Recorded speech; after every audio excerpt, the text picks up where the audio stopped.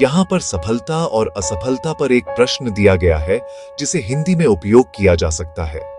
सफलता और असफलता दोनों को संभव से स्वीकार करना यानी समत्व का अर्थ है किसी भी परिस्थिति में मन को शांत, स्थिर और संतुलित रखना।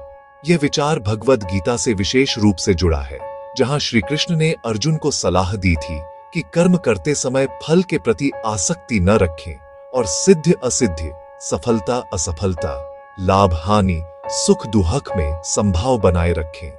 भागवत गीता का संदर्भ भगवत गीता के अध्याय 2 श्लोक 48 में कहा गया है, योगस्थः कुरु कर्माणि संगम त्यक्त्वा धनंजय सिद्ध सिद्ध्यो समो भूत्वा समत्वम योग उच्यते। अर्थात हे अर्जुन, आसक्ति का त्याग करके सफलता और असफलता में सम रहकर कर्म करो, समता ही योग कहलाती है। संभव का महत्व मानसिक स्थिरता, समत्व से विचार स्थिर होते हैं और मन विचलित नहीं होता।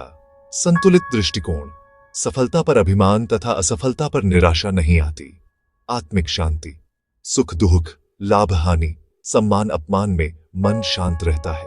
कर्म का शुद्ध भाव, बिना फल की चिंता किए केवल कर्तव्य का पालन करना आसान हो जाता है।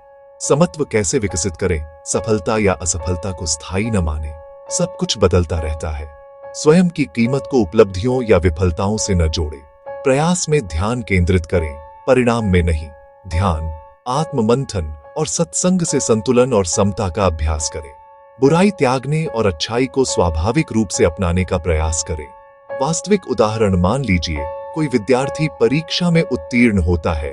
यदि समता है तो वह अभिमानी नहीं होगा और यदि असफल होता है तो निराश भी नहीं होगा। वह दोनों स्थितियों में स्थिर रहकर पुनः प्रयास करता है। यही समत्व की सच्ची परीक्षा है। समत्व केवल सिद्धांत नहीं बल्कि जीवन जीने का तरीका है, जो अंतर्दृष्टि, स्थिरता और आत्मिक विकास की ओर ले जाता है।